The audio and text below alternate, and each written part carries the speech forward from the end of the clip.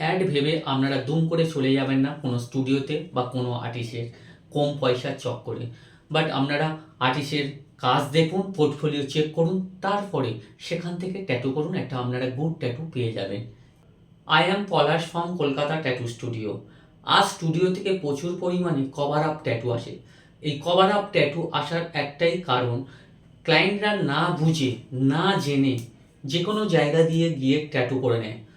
এখনকার দিনে স্টুডিওগুলো যেভাবে অ্যাড দিচ্ছে, 10,000 টাকার ট্যাটু 5,000-এ, 5,000 টাকার ট্যাটু 2,000-এ, বাট এই চক্করে ক্লায়েন্টরা দৌড়ে সেখানে চলে যাচ্ছে এবং ট্যাটু করে নিচ্ছে, এবং কিছুদিন পর তারা সেই ট্যাটু ভালো লাগছে না, তারপর তারা সেটাকে কভার আপ করছে। এটাই হচ্ছে কভার আপ করার প্রথম কারণ। আর ট্যাটু করার আগে ক্লায়েন্টদের বিশেষ অনুরোধ, তারা যেন সব কিছু যেমন যাচাই করে, ভালো নিডল কিনা, ভালো রং কিনা, ভালো মেশিন কিনা, এগুলো ক্লায়েন্টরা খুব যাচাই করে এবং দেখতে চায় প্রতিটা ক্লায়েন্ট। বাট আমার ক্লায়েন্টদের উদ্দেশ্যে এটাই যে আপনারা যেমন নিডল, রং, কালার, এগুলো মেশিন যাচাই করেন, সেই রকম আর্টিস্টকেও যাচাই করবেন। আর্টিস্টের পোর্টফোলিও কী আছে, আর্টিস্ট কী কাজ করেছে এর আগে, এগুলো আপনারা নিখুঁত করে যাচাই করুন, তারপরে কাজ করুন।